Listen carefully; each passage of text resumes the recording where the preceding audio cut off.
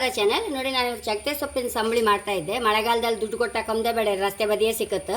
ಮತ್ತು ನಮಗೆ ಈ ಮಳೆಗಾಲದಲ್ಲಿ ತಿನ್ನುವ ಆಹಾರ ಇದು ಸೊಪ್ಪು. ಇದು ಮಳೆಗಾಲದಲ್ಲಿ ಬರೋ ಕಾಯಿಲೆಗಳನ್ನೆಲ್ಲ ತಡೆ ಉಂಟು ಮಾಡುತ್ತೆ. ಜ್ವರ ಆಗಲಿ, ಶೀತ ಕೆಮ್ಮ ಕಫ ಎಲ್ಲವೂ ಗುಣ ಆಗುತ್ತೆ ಇದರಿಂದ. ಹಾಗಾಗಿ ನಾವು ತಿಂತಾ ಇದ್ದರೆ ಇದೀಗ ತಂಬಳಿ ಮಾಡ್ತಾ ಇದ್ದೆ ನಾನು. ಇದು ನಮಗೆ ಮಲೆಬದ್ಧತೆಗೆ ಸಹ ಒಳ್ಳೆಯದು. ಮತ್ತು ಇದು ಈ ಚರ್ಮದ ಕಾಯಿಲೆಗೆಲ್ಲ ಹಚ್ಚಿದರೆ ಉಗುರು ಸುತ್ತಾತಲ್ಲ, ಇದನ್ನು ಅರ್ಧ ಹಚ್ಚಿದರೆ ಗುಣ ಆಗುತ್ತೆ.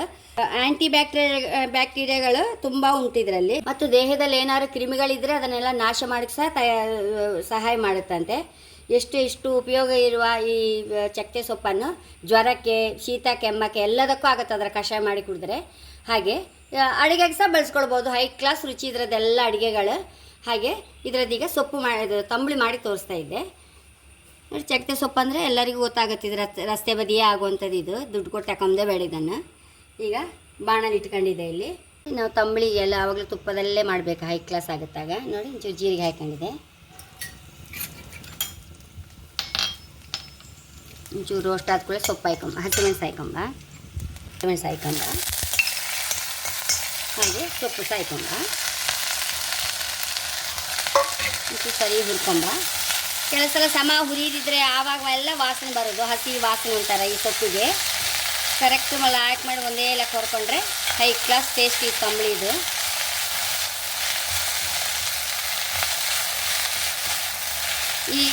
ಈ ಸೊಪ್ಪಿಂದ ಎಲ್ಲವೂ ಲಾಯ್ಕೆ. ಪಲಾವ್ ಅಂತೂ ಹೈ ಕ್ಲಾಸ್ ಆಗುತ್ತೆ, ನಾನು ಮಾಡಿದೆ. ಆಮೇಲೆ ಚಟ್ನಿ ಸಹ ಹಾಗೆ ತುಂಬ ರುಚಿಯಾಗುತ್ತೆ. ಎಲ್ಲವೂ ಲಾಯ್ಕ್ ಆಗುತ್ತೆ. ಹುಳಿ ಸಹ ತುಂಬ ಲಾಯ್ಕ್ ಆಗುತ್ತೆ ಈ ಸೊಪ್ಪಿದ್ದು. ಬೇವನೆಲ್ಲ ನಾನು ಸಣ್ಣ ಕತ್ತರಿಸಿ ಇಟ್ಕೊಂಡಿದ್ದೆ. ಹುಳಿಗೆಲ್ಲ ನಾನು ಹೀಗೆ ಕತ್ತರಿಸಿ ಹಾಕಿಬಿಡೋದು. ಹಾಗೆ ಇದಕ್ಕೂ ಸಹ ಒಂಚೂರು ಹಾಕಿಬಿಡುವ. ತಂಬಳಿಗೆ ಹೈ ಕ್ಲಾಸ್ ಟೇಸ್ಟ್ ಕೊಡುತ್ತಿದ್ದು.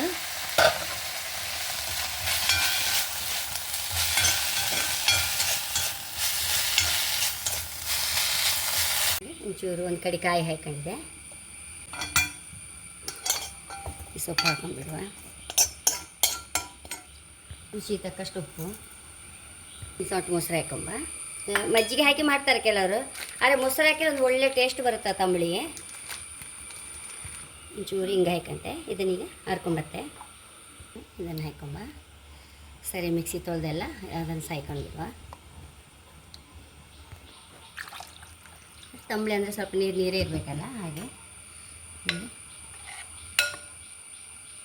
ಎಷ್ಟೋ ರುಚಿಯಾದ ಮಳೆಗಾಲದಲ್ಲಿ ಬರುವ ಕಾಯಿಲೆಗಳಿಗೆ ರಾಮ ಮಾಡದಂತೆ ಕೆಲಸ ಮಾಡುವ ಚಕ್ಕೆ ಕೊಡಿ ತಂಬಳಿ ರೆಡಿಯಾಗಿದೆ. ಹೈ ಕ್ಲಾಸ್ ನಮಗೆ ಊಟಕ್ಕೆ ಸಹ ತುಂಬ ರುಚಿ, ಮೈಲ್ಡಾಗಿ.